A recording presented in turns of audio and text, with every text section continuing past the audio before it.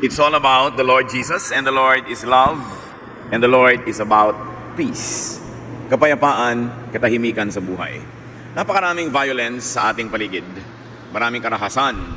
At ang mga anak ng Diyos ay mayroong napakahalagang prophetic ministry para ito ay maiwasan, masugpo, o at least mabawasan. Ang pag-aaral natin ngayon, pinamagatan natin how to prevent violence. Paano ba natin maiiwasan ang karahasan? Lessons from the prophet Elisha. Marami tayong matututunan mula sa napakahalagang propetang ito tungkol sa pag-iwas sa kung ano-anong gulo at mga sakit sa buhay dahil sa karahasan. Salamat Panginoon dahil kayo po ay laging nakatunghay sa aming buhay. Lagi kayong nakaantabay sa amin. Tinuturuan kami, tinutulungan, itinutuwid upang ang buhay namin mapabuti. Sa sandali ito Panginoon, nais naming matuto mula sa inyo. Kayo po ang maging tagapangaral. Forgive us our sins, cleanse us, enable us, O Lord, to see your face, to hear your voice. Father, be our preacher. Heal us, empower us. In the name of Jesus, we pray with thanksgiving. Amen. Amen. Napakainam na pag-aralan ang mga kabanata noong unang panahon kung saan ang mga propeta ay nagpahayag ng kalooban ng Diyos para sa mga tao. 2 Kings 6:8 to 10. Time after time, when the king of Syria was at war against the Israelites, he met with his officers and announced, I have decided where we will set up camp. Each time, Elisha would send this warning to the king of Israel. Don't go near there. That's where the Syrian troops have set up camp. So the king would warn the Israelite troops in that place to be on guard. Ang Israel, laging may gera. Laging may kaaway. At natural lang, dahil maraming grupong nag-aagaw-agawan sa kaprasong lupa. At noong panahon na atin ngayon pinag-aaralan, si Elisha yung propeta. Yung mga malalakas na mga sundalo ng Syria, kapag nagbabalak sila na dito sila magkakampo, doon sila hihimpil, nalalaman ni Elisha na propeta. Pinasasabihan niya ang hari, huwag ka doon magpadala ng mga sundalo mo dahil nandun yung mga Syrians. Huwag kayo doon dumaan dahil matatambangan kayo. Yun ang napakahalaga niyang ministry. Iniiwas niya ang magkabilang panig na magkatagpo at magsalpukan. The prophet was a blessing to Israel even at war and even for warfare, though he was not a soldier. So the blessing he brought was prevention of encounter, of violence, the prevention of bloodshed on both sides. Napakarami kasing namamatay sa digmaan. Maraming babae ang nagiging balo, maraming mga ina, mga magulang ang nawawalan ng anak, at maraming mga bata, mga anak ang nauulila. Dapat maiwasan ang di naman laging kailangan at in fact kahit kailan na hindi kailangan na patayan. At dyan pa lang meron tayong mga matututunan mga kapatid, how to prevent violence according to Elisha. Violence not only in the battlefield, but violence at home. Violence in our very social circles. Unang-una nakita natin dito, be committed to peace. Be committed to non-violence. Kailangan tayo, lalo ang mga anak ng Diyos, ay malinaw sa atin na ang ating goal ay kapayapaan, hindi gulo. Magkasundo-sundo, hindi mag-away-away. Magkaroon ng katahimikan, hindi yung lagi tayong manalo. Kasi pag gusto natin laging manalo, may matatalo. At yung natatalo, laging gaganti. At pag gumanti yung natatalo, simula na naman ang gulo. At pag magulo, may mananalo uli, may matatalo na naman, walang katapusan. At ganoon din kuminsan sa mag-asawa. Sa kagustuhan ng lalaki o ng babaeng manalo, sa kanilang awayan, sa kanilang mga salitaan, sa kanilang mga tunggali, laging may natatalo na naghihintay lang na makaganti. Nagtatanim ng sama ng loob. Ganun sa mga magkakapatid, ganun sa magkakaibigan. Tuwing merong gustong manalo at tuwing merong may nananalo, humahaba ang gulo. Hindi naman kasi pumapayag yung natalo na paapi na lang lagi, naghihintay lang ng pagkakataon para makaganti. But Elisha prevented bloody clashes. He did not promote ambushes or massacres. Ibinubunyag sa kanya ng Diyos ang lihim at ang iniisip ng kalaban.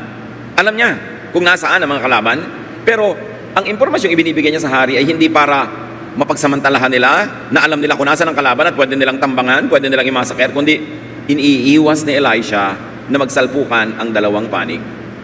At napakahalaga na umiiwas sa gulo, especially if you were weak. The weak should resort to diplomacy. And the strong should be gentle and magnanimous. Yun ang talagang kalooban ng Panginoon. Dapat ang mga anak ng Diyos, because it's all about Jesus, we should say no to religious wars.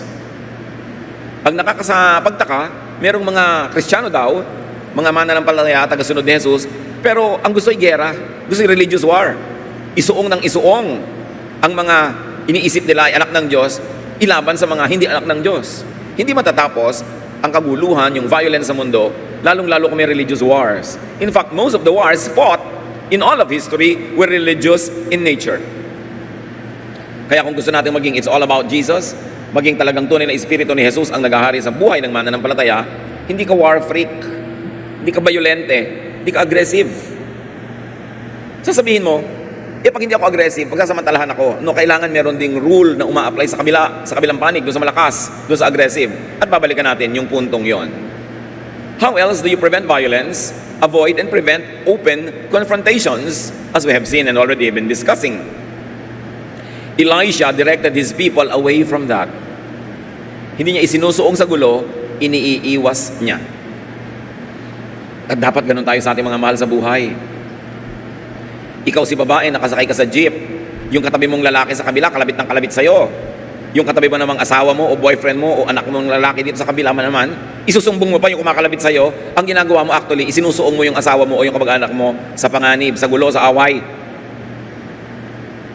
Daddy, kinakalabit ako. Ano gusto mo? Makipagsuntukan yung asawa mo na kahit natatakot, siyempre magtatapang-tapangan. Kung matino kang babae, yayayain mo na rin yung asawa mong bumaba, lumayo, dahil isusuong mo siya sa gulo. Do not situate angry enemies at the same place and time. At dapat i-apply natin ito sa ating buong pamilya, mga magkakaibigan, kahit sa office. Pag merong parehong galit, huwag niyong pagtagpuin muna. Huwag niyong paglapitin. Dahil sa kaliit-liit ang excuse, sasabog yung galit na kinikimkim nila sa kanilang loob. At yun ang ginagawa ng propetang si Elisha. 2 Kings 6:11-12. The king of Syria was furious when he found out what was happening. Nalaman ng hari ng kabila, nabistado pala ng propetang si Elisha ang mga plano nila. Or hindi pa niya alam, at this point, na si propetang Elisha ang dahilan, pero alam niya na nalalaman ng kabila ang kilos nila, kaya nagalit siya.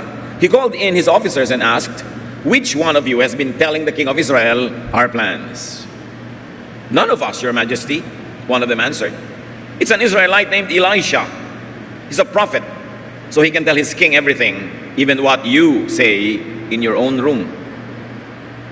Sabi, hindi naman po kami yung nagsasabi sa kalaban kung anong plano nyo. May propeta sa Israel, sa Elisha, na maski iniisip nyo sa sarili nyong silid, ay alam, wala tayong mailihim sa kanya. This is prophetic power at work. Anong laban mo dyan? Iniisip ng king of Syria, meron. 2 Kings 6:13-14. "Find out where he is," the king ordered. "I'll send soldiers to bring him here." They learned that Elisha was in the town of Dothan and reported it to the king. He ordered his best troops to go there with horses and chariots. They marched out during the night and surrounded the town. Yun pala ha, may propeta ang Israel. Alamin nyo kung nasan at dadakip ko agad-agad. Nalaman nila na nandun pala sa ganitong bayan, sa Dothan, itong si Elisha. Kung kaya naman, lumusob ang pinakamagagaling na kawal ng hari ng Syria, nakasakay sa mga mabibilis at matitibay na mga chariots, at ito ay hinihila ng mga malalakas at mabibilis tumakbong mga kabayo. The best of the Syrian soldiers to capture the prophet. So you see here a very dramatic, impending confrontation.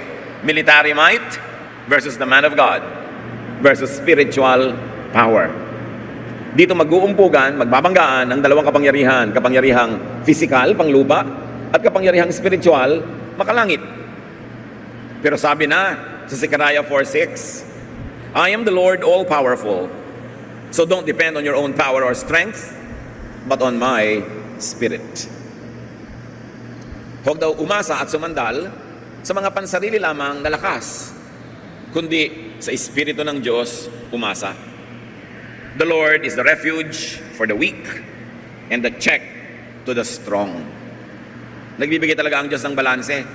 Siya ang pwedeng takbuhan ng mahihina at siya naman ang pwedeng sumupil, pumigil sa mga sobrang malalakas. Psalm 20, verse 7, "Some people trust the power of chariots or horses, but we trust you, Lord God." Napakalinaw ng sinabi ng Zechariah at ng Psalm. May mga nagtitiwala sa lakas na panglupa, Pero kaming mga naniniwala sa inyo, Diyos, kaming mga anak nyo, nagtitiwala kami sa inyong spirito, sa inyong kapangyarihan. Hindi ibig sabihin na walang kwenta yung physical strength, na walang kwenta yung physical prowess, pero nawawalan nyo ng kwenta kung doon ka lang aasa na wala namang kakambal at kasamang espiritualidad. At lalong walang kwenta yon kung doon ka aasa at ipanglalaban mo sa kalooban ng Diyos. Pero yung lakas, talino, husay, napakaganda niyan kung gagamitin mo ayon sa kalooban ng Diyos at sa paggawa ng kanyang ipinagagawa sa atin. Pero kung ibabangga mo yan sa Diyos, wala kang kalaban-laban. At kung diyan ka aasa na walang connection sa Diyos, mali ang inaasahan mo. 2 Kings 6:15. When Elisha's servant got up the next morning, he saw that Syrian troops had the town surrounded. "Sir, what are we going to do?" he asked. So nung gabi, lumusob ang mga kabayuhan na ito, mga chariots. At nung umagang-umaga, ang assistant, ang male servant ng prophet, ay maaga siyempre nagising. Lumabas siya sa kanilang bahay o sa kanilang tent, kung saan man sila nakatira, para maghanda siguro ng pagkain, para maglingkod sa kanyang among propeta. Ang mga propeta nun ay laging merong mga male assistants. At maging si Paul ay laging merong ganon. At paglabas ng male assistant na ito, nagulat siya. At kung may bitbit man siya palanggana ng tubig o pitchel, baka maaring halos mabitawan niya ito. Dahil nakita niya nakapaligid sa kanilang kapitbahayan, lalong-lalo sa kanilang bahay, ang mga kabayuhang sundalo ng kalaban. At agad-agad niya na tinawag ang pansin ng propeta, ano po ang ating gagawin? Naliligid tayo ng mga kalaban, ng mga sundalo, naka-chariot pa. So the servant discovered an alarming development. Naturally, the servant saw what was visible to the naked eye. Dahil servant lang naman siya ng prophet at hindi siya yung prophet, may nakikita siya pero limitado. Ang nakita niya, yung physical reality, natakot tuloy siya. The servant was gripped with fear and therefore expressed his concern. The mighty Syrian elite troops surrounding the town. When you look at and when you see only what is normally visible, you could have much to fear or to worry about. Pag ang tinitingnan lang natin, tinititigan, pinapansin ay yung nakikita ng mata, marami talagang nakakatakot. Pag nilimitahan natin ang ating sarili sa human reason, sa practical, sa visible, maraming nakakatakot sa buhay. What the naked eye sees could scare you. Meanwhile, may iba pa bang realidad na dapat makita bukod sa nakita ng servant? Kaya nga may servant, may prophet, iba yung prophet at iba ang nakikita ng prophet. 2 Kings 6:16-17. Don't be afraid, Elisha answered. There are more troops on our side than on theirs. Then he prayed, Lord, please help him to see. And the Lord let the servant see that the hill was covered with fiery horses and flaming chariots all around Elisha. Ganito ang isang artist rendition ng nakita ng katulong. Sabi ng propeta, Panginoon, marapatin mong makita nitong aking assistant ang dapat niyang makita para hindi siya matakot.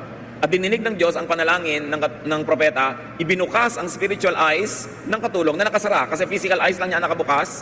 At nakita niya, nililigiran sila, pinaliligiran, ipinagtatanggol ng mga naglalagablab ng mga kabayuhan at mga chariots at mga anghel. Kaya naman pala, hindi makasugod-sugod itong mga Syrian army na nakaporma lang sa kanilang baligid. Hindi maka-advance. Sila pala'y naliligid ng proteksyon ng Diyos. At dahil ang ipinadala ng Syria ay mga horses and chariots, edi ganung itsura din ang ipinadala ng Diyos. So kung ang ipinadala dyan ay mga tangke, edi tangke din ang ipapadala ng Diyos. Kung ang ipinadala dyan ay anuman, yun din ang ipapadala ng Diyos. Tinutumbasan at tinihigitan. The difference between prophets and common people is that prophets see. Prophets perceive. At doon mo malalaman ang isang palatandaan kung isang propeta ay totoo. Nakikita niya ang hindi nakikita ng karaniwan. Nauunawa niya ang hindi nauunawa ng karamihan. At dahil doon, ang isang paa niya ay nakatungtong sa spiritual world at ang isang paa ay nakatungtong sa physical world. At sa pamamagitan niya, lumilipat mula sa spiritual world ang karunungan, ang turo, ang pagpapala patungo sa physical world. Ibinibigay, ipinapakain, itinuturo, ipinapakita sa katulad nitong servant na on their own walang kakayanan because they were not gifted as prophets. At dahil naman ang kanyang isang paa ay nakatungtong sa world, sa physical world, at ang isa ay sa spiritual world, nadadala naman ng propeta sa spiritual world yung mga pangangailangan, hinaing, mga panalangin, mga hiling ng mga nandun lang sa physical world. That's why the office of the prophet is an office of the priest. It is also the office of the artist, namamagitan sa dalawang magkaibang daigdig. Bakit ang artist ay priest? Halimbawa, ang musical composer, may naririnig na siyang musika sa spiritual world na hindi nadidinig ng mga tao, ng katabi niya, ng asawa niya, ng kaibigan niya. Pero ngayon ay susulatin niya yung mga notes, tutugtugin niya, maririnig ngayon ng mga taong ang tenga ay physical lang. Pag ginawa ng physical yung tugtog, madidinig ng mga karaniwang tao, pero galing yun sa spiritual world. Ang isang pintor, halimbawa, sa kanyang mata ay kitang-kita na niya isang napakagandang painting, isang eksena, mga kulay, mga hugis, pero hindi naman nakikita ng mga kasama niyang tao lamang at ordinaryo. Pero oras na ang nakikita niya ay iginuhit na niya, kinulayan, ipinakita sa mga tao, doon pa lang makikita ng mga tao yung noon pa'y nakikita na ng pintor. Ganon din ang sculptor. Yun ang lililok ng bato o kahoy o anuman. Pag nakakita sila ng isang malaking tipak na bato, ang nakikita na ng sculptor, yung finished sculpture. Kasi kita niya dahil lang sa skill, lililukin niya, uukain niya yung bato para maging physically visible to others what had always been visible to him as an artist. Kaya doon mo malalaman ang tunay na artist, ang tunay na propeta, ang tunay na priest. Sa pamamagitan nila, ang mga karaniwang tao nakakakita ng kung sa kanila lang hindi nila makikita. Nakaalam ng kung kanila lamang ng mga skill, hindi nila malalaman kahit kailan. Doon mo malalaman if a prophet ministers to you. Pag napapabuksan niya sa pamamagitan ng dalangin at ng kakayanan, yung isip mo, mata mo, tenga mo, na kung ikaw lang ang aasahan, ay wala namang makikita, kundi yun lang nakakatakot. Yun lang bato, walang sculpture. Yun lang ingay, walang music. Yun lang mga kulay-kulay, walang organized painting. At yan ang ginawa nitong si Prophet Elijah. Ipinakita sa pamamagitan ng kapangyarihan ng Diyos sa kanyang katulong, sa kanyang assistant, yung hindi nito nakikita. Mapalad ka kung binigyan ka ng prophetic gifts. At kung di ka binigyan, bumuntot-buntot ka at dumikit-dikit doon sa meron kasi doon ka mapagpapala at magiging pagpapala kayo sa isa't isa. Dahil nakita ninyo, pinaglilingkuran niya yung kanyang among propeta ng physical services, material services. Aba, ang ibinibigay naman sa kanya, spiritual blessing. Nakakita siya ng mga anghel na kahit ano pang pagsisirko-sirko ang gawin niya sa buhay, hindi mangyayari kung hindi sa tulong ng propeta. But what is important to remember here is that the man of God is more than adequately protected. So Elijah calmed and assured the worried and the scared servant. He prayed that his servant could see what was invisible to the naked eye. Spiritual leaders, when they are genuine, see both sides. They straddle both worlds. This is a sign of real and genuine giftedness. So the servant saw the flaming horses and chariots surrounding and protecting the prophet. And because he was on the side of the prophet, pati siya, meron na rin proteksyon. Kaya naman pala, hindi makasugod, hindi makatuloy, hindi makapanakit, at hindi makapangdakip itong mga Syrians na ito. Though they had horses and chariots, the number of those that God sent to protect the prophet was so much superior, so much more than those that were sent by the king of Syria. The invisibility of God's protection does not mean absence of it. It does not mean it is non-existent. Kung di man natin nakikita lagi ang proteksyon ng Diyos, hindi ibig sabihin ay wala. Mayroon, hindi lang nakikita ng mga karaniwang nilalang. Pero laging ang presensya ng Diyos ay nandun. Laging ang proteksyon niya ay nandun. Kailangan lang na makita mo at kung hindi mo nakikita, maramdaman mo at kung hindi mo pa rin nararamdaman, ipakita at iparamdam sa iyo ng mga nakakaramdam para mapayapa ang iyong loob. Para matahimik ang mga takot at pangamba. Battles have moral and spiritual dimensions.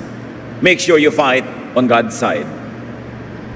Now, the moral issue here is not Syria's war with Israel.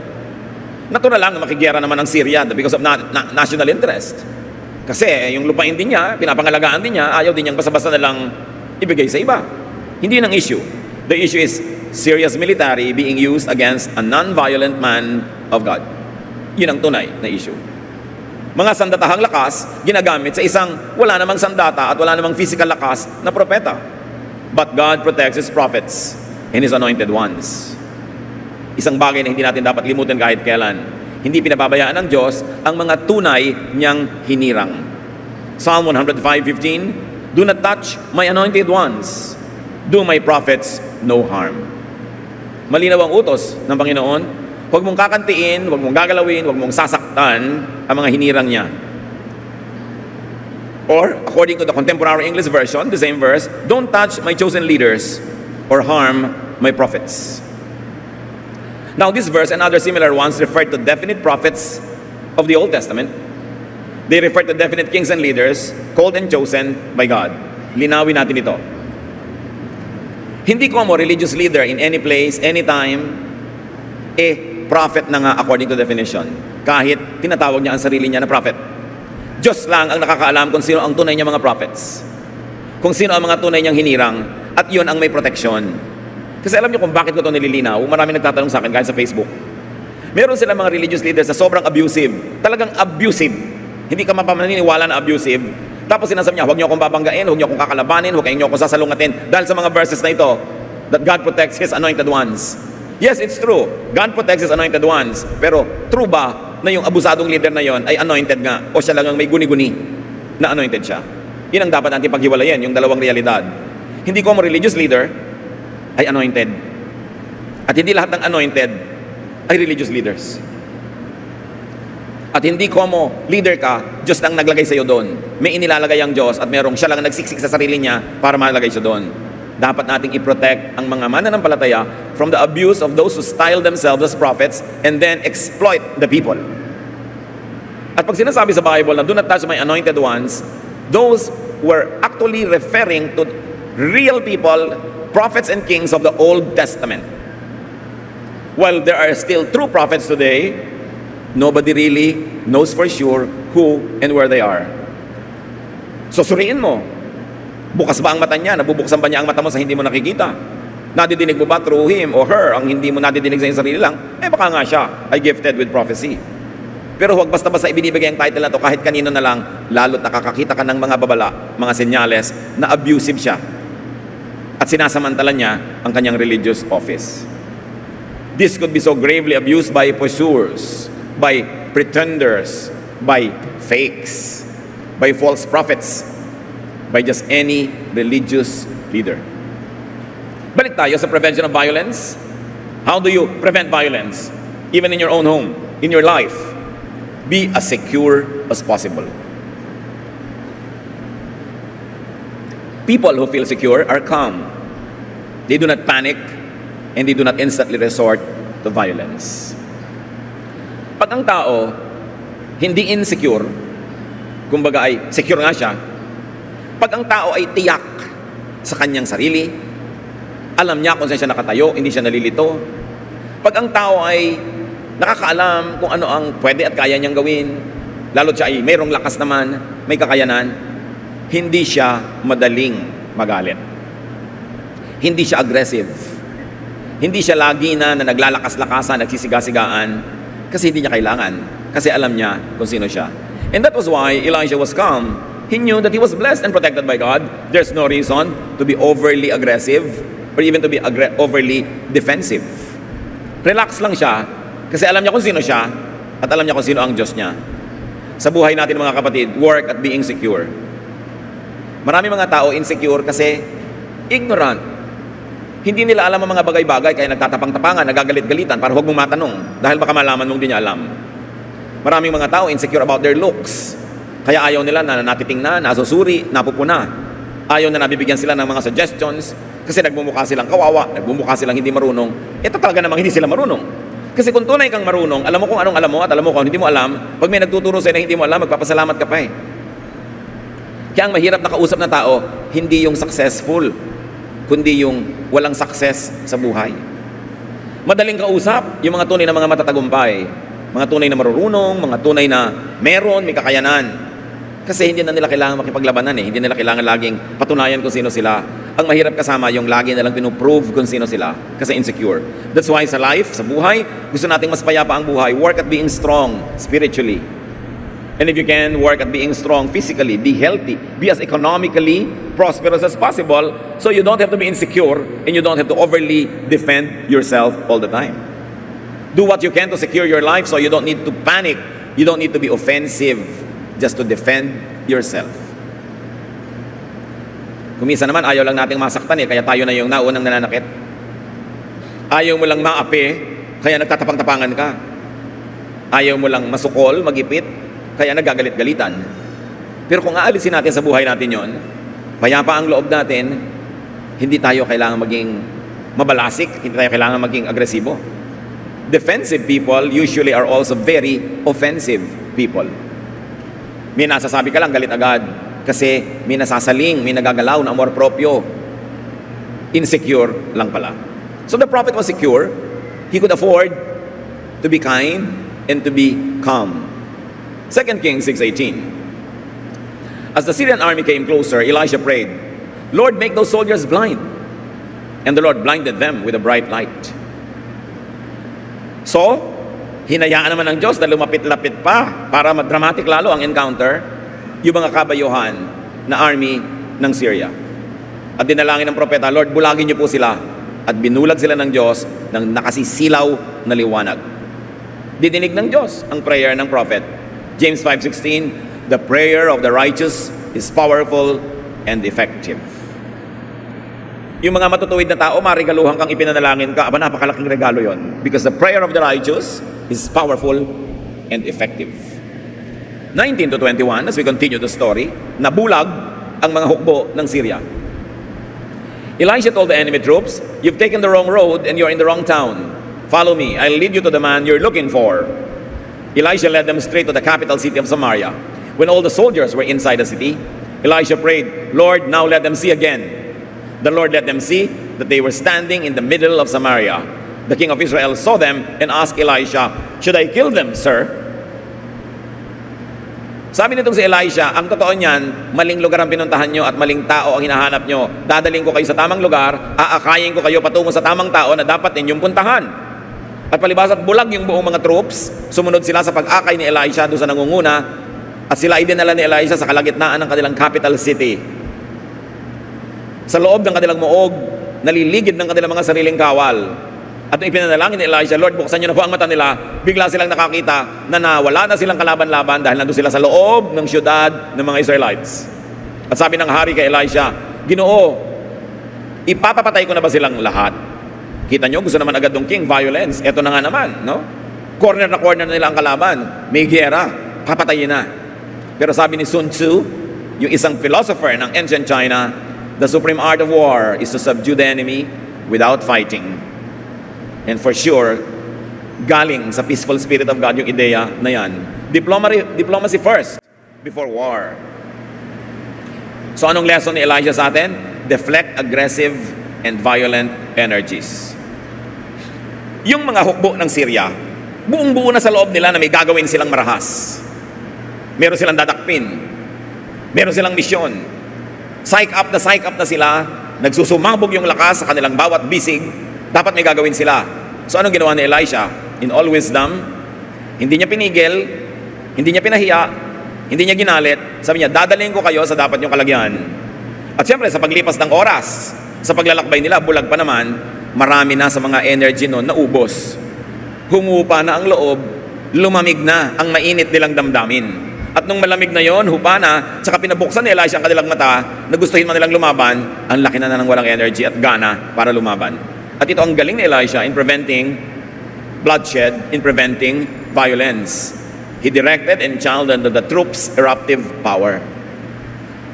Pag may malakas na daloy ng tubig, hindi mo dapat harangin. I-channel mo lang na pumunta sa gusto mong pupuntahan niya. Yun ang ginagawa ng mga dam. Bakit mo haharangin? E di, ikaw ang naanod. Ibaling muna sa iba. Hindi niya basta binangga at pinigil yung galit. Galit, pipigilin mo, sasabog. Babanggain mo, ikaw ang matadaganan. May lesson tayo mga kapatid agad-agad. I-apply nyo agad sa buhay. Huwag nyong babanggain ang galit.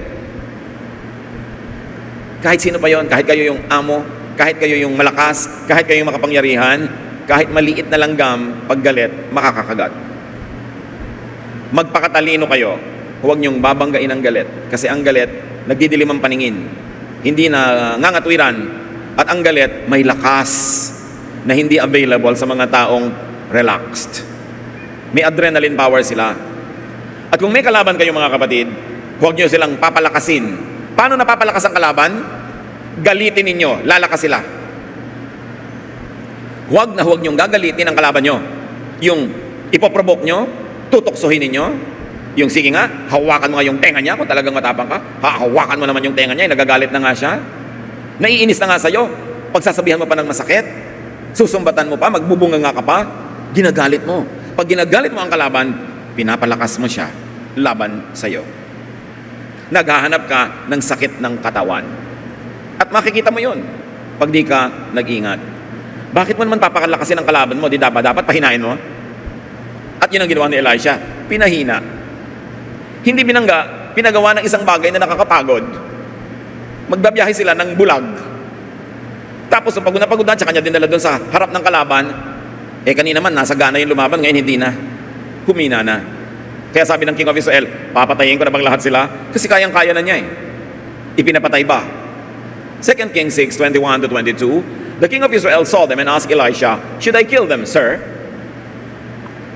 "No," Elisha answered. "You didn't capture these troops in battle, so you have no right to kill them. Instead, give them something to eat and drink, and then let them return to their leader." Iba namang klase makigera itong si Elisha, ha? Pwede nang patayin, puksain ang kalaban. Sabi niya, no. Magluto kayo, maghanda ng maraming pagkain, at inumin, pakainin sila, busugin, painumin, at saka pauwiin sa kanilang leader. The king knew well as to defer to the prophet and ask the prophet what to do. Kung ikay malakas, makapangyarihan, pwede mong gamitin yon, tapos hindi ka humihingi ng payo sa marunong at maka-Diyos, pwede ka magkamali. Pero humingi siya ng payo, papatayin ko na po ba, Ginoo? At sabi ng prophet, no, you don't do anything like that.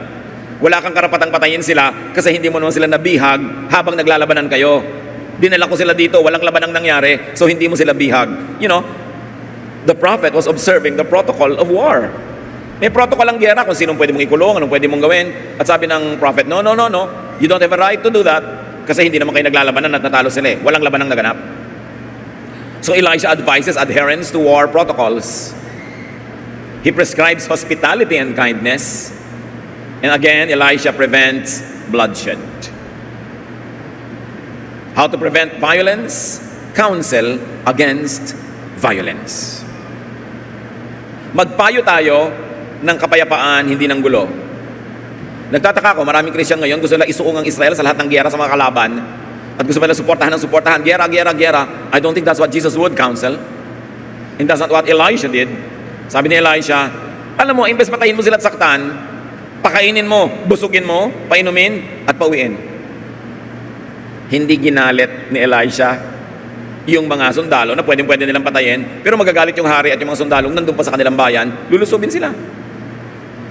Counsel against violence, especially if it is misplaced, unnecessary, and counsel against violence if it is convertible into kindness. Opportunity to. Sabi ng makikitid ang utak, pagkakataon na natin para sila gantihan at patayin.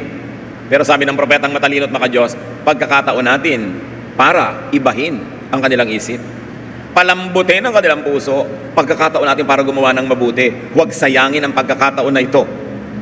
Alam niyo, ang matatalinong tao, ang pinagkaiba niyan sa hindi matatalino, nakakakilala sila ng golden opportunities. This was an opportunity to put this war to an end, not to add fuel to it. Pwede mo silang patayin. Naka-advance ka ng isang hakbang, pero gaganti lahat ang kalahi niyan, mapapaatras ka ng ilang hakbang. Pero sa hindi mo pagpatay sa kanila, parang umatras ka ng isang hakbang, pero dahil inalis mo ang galit nila, pinalambot mo ang puso, aabanti ka ng maraming hakbang sa kapayapaan. 2 Kings 6:23, the king ordered a huge meal to be prepared for Syria's army. And when they finished eating, he let them go.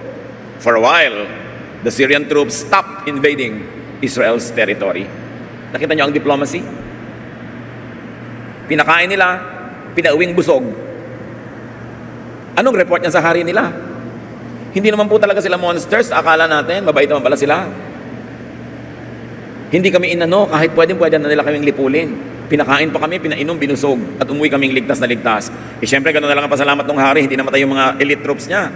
Gano'n na lang ang pasalamat ng mga babaeng ang kanilang asawa ay nandun sa army, ng mga anak na mauulilan na sana. Gano'n na lang ang pasalamat ng lahat na walan sila ng lakas na makipaggera kasi natanggal ang galit.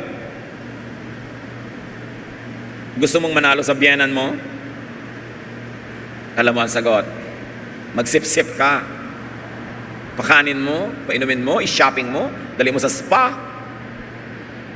Ipagawa mo ang ilong, ipagawa mo ang pisngi. Love na love ka na niya, na walang kalang kalaban. Nagkaroon ka ba ng kakampi? The king complied. The enemy was softened by kindness.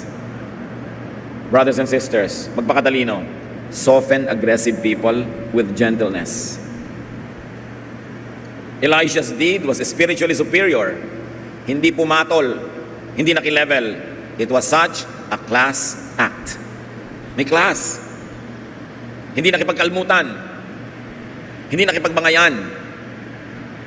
Tinanggalan niya ng lakas para lumaban sa kanya. So mga misis na inaagawan ng kerida, pupuntahan nyo, susugurin nyo, hihihin nyo sa office. Do you think mababawi nyo asawa nyo sa ganung paraan? Dapat meron kayong ibang tactic. Di ba? Hindi na nanalo yung nanggagalit lalo sa asawa. Ba't nyo naman gagalitin ang sarili nyong asawa? Anong mapapala nyo na galit siya sa inyo? May papa ka. Ang hirap-hirap na nga magkapapa. Gagalitin mo pa. O meron kang mommy. How many toads must you kiss in search of your prince? Siguro pag above 30 ka, 35, ang dami mo nang nahalikang palaka na inaasahan mong magiging prinsipe, pero hindi, palaka lang pala talaga. Nagkakulugo ka pa. Kahahalik sa palaka. Tapos ngayon, nagkaroon. Gagalitin mo. Galit na nga sa'yo, lalo mo pang gagalitin, talo ka dyan. Magpakatalino. Matuto kay Elisha. Turn violent energies into kind deeds. Yours and other people's kind deeds. Mga kapatid, pag galit kayo, ang dami yung energy, baliktarin nyo, gamitin nyo sa paggawa ng mabuti para kayo manalo. Kundi man dahil banal kayo, dahil kayo matalino, gagawin nyo kung anong tama. Proverbs 25:21 to 22. If your enemies are hungry, give them something to eat. And if they are thirsty, give them something to drink. This will be the same as piling burning coals on their heads. And the Lord will reward you. Sabi, galit pa lang kaaway nyo, pakainin nyo, painumin nyo.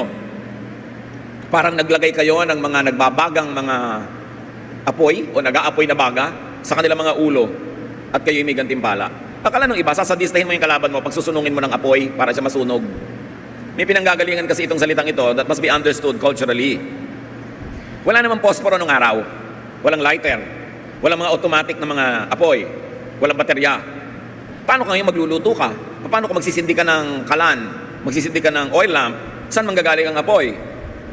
Bawat bahay, merong isang parang maliit na kalan na abo na laging meron dong baga. Pag mauubos na yun, lalagyan nila ng bagong kahoy para mag-apoy, tapos may baga uli. Wala dapat panahon na mamamatay yung baga na yon. Dapat pinapalitan ng bagong gatong. Para kung kailangan mo ng apoy, merong pagkunan ka ng apoy. Paano kung burara ka ngayon sa buhay at namatay ang apoy? Pupunta ka ngayon sa kapitbahay, kakatok ka doon, hihingi ka ng apoy. At ito yung sinasabi dito. Dahil nung araw, ang mga tao, sinusunong nila sa ulo nila, lahat ang dala nila, para yung kamay nila makakapit sa puno kung bumababa sila ng bundok, makahawak sa mga bagay-bagay kung madulas. Kaya wala silang dala sa kamay, sunong-sunong sa ulo. Meron silang mga para mga palayok na sunong-sunong. Kaya kahit hihingi sa iyo ng apoy, mga baga, doon ilalagay sunong niya.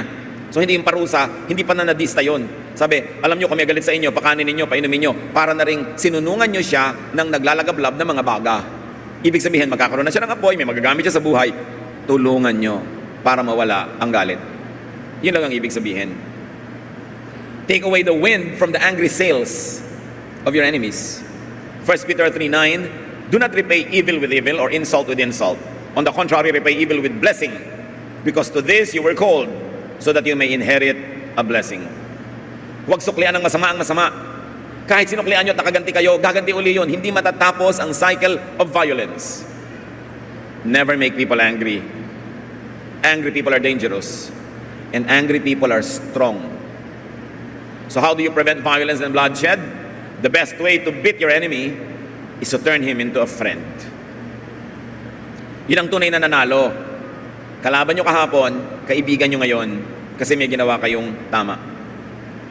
Kalaban nyo kahapon, kalaban nyo pa rin ngayon, wala kayo na panalunan. Kalaban nyo kahapon, kalaban nyo pa rin ngayon, pati nadagdag pa yung kaibigan niya at anak niya at makakilala niya, lalo kayo natalo. Elisha used his prophetic gifts and office for peace. To avoid violence, use yours. Ano man ang inyong kapangyarihan, influensya, lakas, gamitin nyo para mag-promote ng kapayapaan. Pag may nag-aaway, pagkasunduin ninyo, huwag kayong kumampi-kampi at huwag kayong magsulsol. Kasi lalaki lang ang gulo. The least that you can do is to stay neutral. Lalo ang mga nag-aaway sa pamilya nyo, pareho nyong kapatid, huwag kayo dapat kakampi kahit kanino. Lalaki ang gulo. Be neutral. Lalo nakakatanda ka, magpakatalino. Huwag magpe-play favorites. Kahit sa loob mo kuminsan, meron ka ng gustong kampihan para sa kapayapaan, huwag mo nang ipakita pa yon. Kasi lalaki ang awayan. Apply this in your life. Use your position, your office, your influence to avoid conflicts and to promote peace.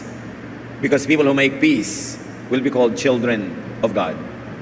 And you will harvest what you plant. Mga kapatid, ano mga gulo ang nangyayari ngayon sa inyong pamilya? Sa inyong sambahayan? Sa inyong pinagtatrabahuhan? Sa inyong social circle, sa inyong church? Magdadagdag ba kayo sa gulo? O gagawin nyo ang dapat gawin ng anak ng Diyos na maging agent of peace?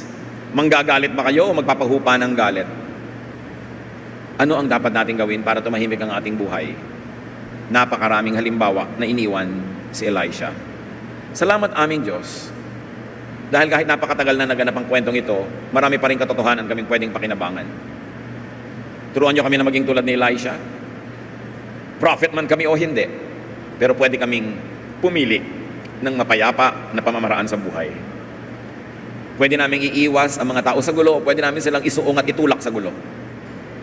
Pwede kaming magdagdag sa away, o pwede kaming magpahina nito.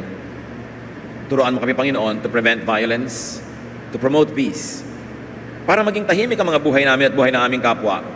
At makapag-focus kami sa mga bagay na mahalaga, productive, beautiful, loving, and pleasing to you. Pagbulay-bulayan natin mga kapatid ko, anong kahulugan ng mga pinag-aralan natin sa inyong mga buhay. Be silent before the Lord.